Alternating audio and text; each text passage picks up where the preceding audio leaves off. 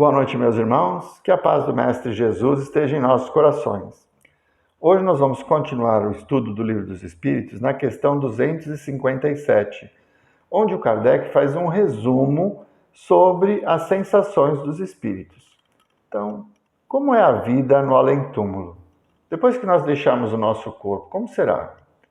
Então ele vem explicando que a maioria das sensações que nós possuímos, a dor, o calor, o frio, elas estão relacionadas com o nosso sistema nervoso, com o corpo físico.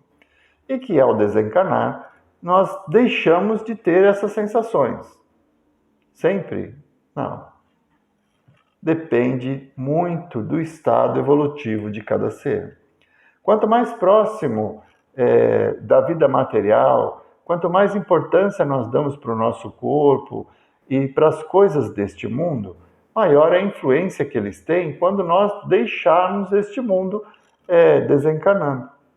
Mas, à medida em que nós, aprendendo sobre a imortalidade do espírito, valorizemos as circunstâncias e as situações geradas com o conhecimento e os sentimentos que nós construímos ao longo das nossas experiências, mais liberto da matéria nós estaremos. Então, a continuidade da vida no além-túmulo se torna mais leve. Então, todos os espíritos desencarnados não sentem frio nem calor, podem atravessar o fogo? Não. Tem muitos que ainda não têm essa consciência. Eles acreditam que estão vivos, que ainda têm o próprio corpo. Então, ao se aproximarem de regiões umbralinas, onde há umidade, ausência do sol, eles sentem frio. Eles ficam na escuridão, eles sentem odores da sujeira. Por quê? Porque a parte psicológica dele ainda está voltada para a matéria. Ele não entende o que aconteceu. Não percebe que aquele corpo que ele utilizava já não existe mais. E continua vivendo como se ele existisse. Então ele chega diante de uma porta, ele tem a necessidade de abrir a porta para poder passar. Mas, desencarnado, ele poderia simplesmente atravessar a matéria. Porque, não tendo o corpo físico, ele pode fazer isso. Mas nem todos têm esse conhecimento. Então, a vida além-túmulo, ela está, em relação às sensações, muito intimamente relacionada com o estágio evolutivo em que nós nos encontramos, com o conhecimento que nós adquirimos, com a convicção, a nossa fé nessa continuidade na vida, na nossa condição de espíritos. À medida em que nós vamos evoluindo, esse conceito da matéria, ele vai se tornando mais transitório. Então, ao desencarnar, espíritos, digamos, que hoje já vivem no mundo feliz, que estão aí alguns degraus à frente desse momento da nossa existência, que vivemos no mundo de provas e expiações. Então, eles já passaram pelos mundos de regeneração e hoje vivem no mundo feliz. Esses espíritos, eles vão ter uma desencarnação muito mais serena. Por quê? A qualidade de vida é diferente. A situação, o conhecimento deles é diferente. E eles não estão presos às paixões, ao orgulho, à vaidade, ao egoísmo, que ainda nos faz sofrer por estarmos nesse estágio evolutivo. Então, a desencarnação para eles é um processo muito simples, sereno. Só para eles? Não. Para qualquer pessoa que tiver a convicção de que é um espírito imortal, de que as doenças que visitam o nosso corpo são causadas por nós mesmos, na lei de causa e efeito, em que a cada um é dado segundo as suas próprias obras. Então, quando nós tivermos essa convicção, jamais iremos sofrer por causa da doença, acreditando que Deus, na sua infinita misericórdia, nos ofereceu esse estado físico de doença para que nós pudéssemos nos purificar. E se a doença levar-nos à desencarnação, toda essa angústia, a situação de morte, para aquele que é resignado diante da vontade do Pai, ela não ocorrerá. Então, as impurezas do perispírito que vão se alojando no corpo e gerando as doenças, elas acabam purificando o nosso perispírito. E quando nós desencarnarmos, estaremos melhores. É só ter essa consciência de que Deus, na sua infinita bondade, misericórdia, justiça, Ele nos oferece sempre o necessário. E a doença que nos visita não é causa de castigo ou de sofrimento, mas sim de purificação. Quando nós enxergamos que a doença é o remédio para curar o espírito, então vamos tomar esse remédio de uma forma mais serena. É como quando o nosso corpo físico está doente, né? Principalmente aquelas que estão com problema no fígado, alguma coisa do estômago. Aí vamos tomar aquele remédio que é amargo, né? Tem um sabor horrível, o remédio. Mas nós tomamos com prazer. Por quê? Sabemos que ele vai reestruturar o nosso corpo, que vai nos curar. A mesma coisa cabe para aqueles que conseguem compreender a perfeição da misericórdia de Deus e veem nessas situações da vida encarnada coisas positivas, mesmo que sejam contrárias à nossa vontade. Então, em resumo, os espíritos são imateriais, né? Eles não são da matéria como a matéria do corpo. Eles não têm sistema nervoso. Então, ao desencarnar, eles não sentem mais dor, não sentem mais frio, não sentem fome, não têm as necessidades que o corpo físico nos impõe enquanto estamos encarnados. Esse é fato.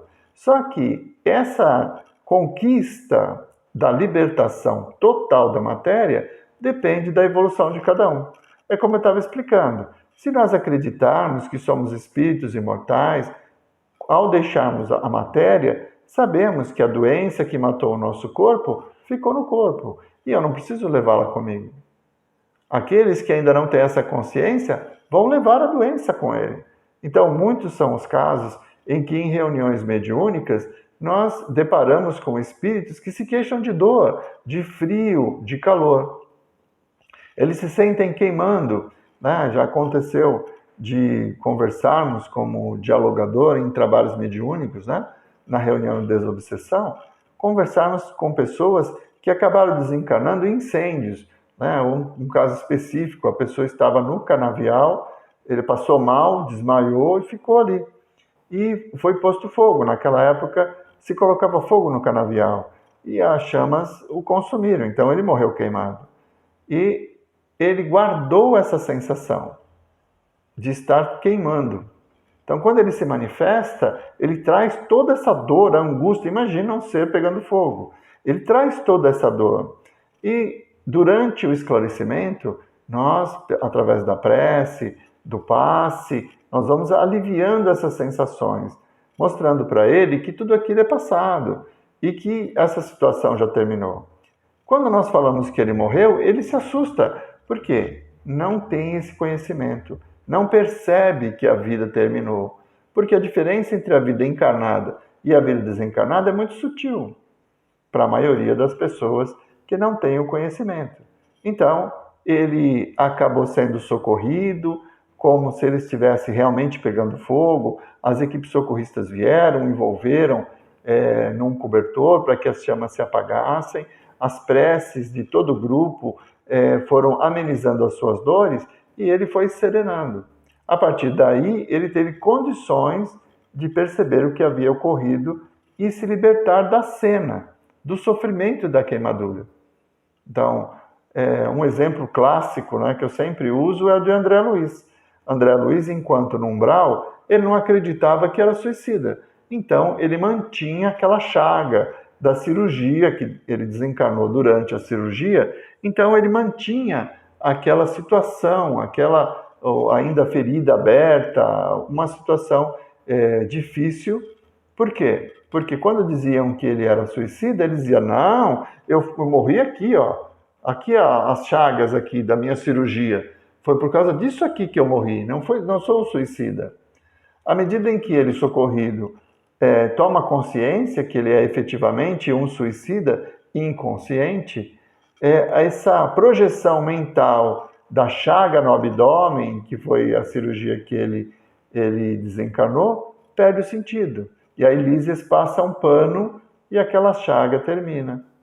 ela está extinta. Por quê? Ele tem a consciência de que aquilo é do corpo e que ele é um espírito. Então, esse exemplo que está no filme e também descrito no livro Nosso Lar, dá para a gente perceber bem que, à medida em que nós vamos ampliando os nossos conhecimentos, as sensações físicas, elas vão influenciar menos na nossa vida pós-morte ou após a desencarnação. Quanto maior for o nosso conhecimento, a nossa fé, a convicção nos ensinamentos do Cristo e da doutrina espírita, mais equilíbrio, mais serenidade nós teremos ao desencarnar. Vamos passar por tratamento? Vamos, claro que vamos. Todos nós ainda somos espíritos, ainda materializados, estamos no mundo de provas e expiações. Então, há as equipes socorristas, existem os hospitais, como está descrito também no livro Nosso Lar, mas ali, à medida em que nós fomos evoluindo, esse período de sofrimento pela desencarnação, que ainda é dolorosa, o corpo vai se decompondo e as pessoas que estão muito ligadas ao corpo ainda veem essa situação, né? Alguns espíritos dizem, me tira daqui porque os vermes estão corroendo o meu corpo. Na verdade, aquele corpo já foi consumido, voltou para a natureza, porque ele era matéria, e quando o espírito o abandona, ele volta para a natureza, vai se desmanchar. É a natureza, é assim que funciona. Uma fruta, quando cai da árvore, ela vai ao solo e ela vai apodrecer e se desmanchar. As sementes vão ficar no solo e acabam, às vezes o passarinho leva para um lado ou para o outro, e acabam germinando, dando origem a uma nova árvore. É o ciclo da vida. A matéria se decompõe. E às vezes o espírito está assistindo isso. De tão preso que ele estava ao corpo, ele não acredita que morreu, ele vê o próprio corpo e se sente corroído, porque não tem a ideia de que ele é um espírito e o corpo é uma veste, que ele usou por um período e que agora devolveu à natureza. Então, em resumo, Kardec traz essas explicações de uma forma bem detalhada. O texto é bem longo, por isso eu não o li. Recomendo que vocês leiam, né? Questão 257 do Livro dos Espíritos, e ali vocês vão ter uma noção ampla das observações e das conclusões que Kardec tirou a partir da entrevista com inúmeros espíritos em diversas fases da desencarnação. Alguns já recém-desencarnados, e depois eles foram sendo acompanhados até ter consciência da sua desencarnação, receber ajuda, enfim. Ele vem descrevendo essas características, tá bom? Mas, em resumo, nós vamos sentir aquilo que desejamos. Se nós tivermos essa certeza de que somos espíritos imortais, ao desencarnar, a prece irá nos aliviar das dores, as sensações que são do corpo ficarão no corpo, e nós vamos carregar só as dores morais, né? Os nossos remorsos, as nossas culpas, essas não têm relação com o corpo, são dores do espírito, e essa nós vamos levar. Se nós conseguirmos nos perdoar, se nós conseguirmos praticar o Evangelho enquanto encarnados e irmos nos preparando para uma vida melhor, sem remorsos, sem culpas, sem rancores, sem ódio, então, ao desencarnar, essas doenças do espírito também estarão sanadas, né? E nós viveremos de uma forma mais equilibrada e mais feliz. Confiemos no Cristo, pratiquemos o Evangelho e, encarnados ou não, teremos as condições de viver em harmonia e paz, em equilíbrio, para que possamos aprender e evoluir com cada experiência que a vida nos oferecer. Muito obrigado, meus irmãos. Vamos fazer a prece e a semana que vem retomamos o estudo a partir da questão 258. Mestre Jesus, nós vos agradecemos, Senhor, por mais esses momentos em que pudemos ter convosco. Que as vossas bênçãos possam ser derramadas sobre nós, afastando os maus fluidos, afastando os maus pensamentos, nos trazendo serenidade e paz. E que possamos, Senhor, na prática do vosso Evangelho, encontrar o equilíbrio, a felicidade e, através da caridade, demonstrar que aprendemos a lei do amor ao próximo e do amor a Deus. Muito obrigado, Mestre Jesus, por mais esta oportunidade. Que tenhamos outros momentos assim, pois é em vosso nome que encerramos o estudo da noite. Uma boa noite, meus irmãos. Até a semana que vem.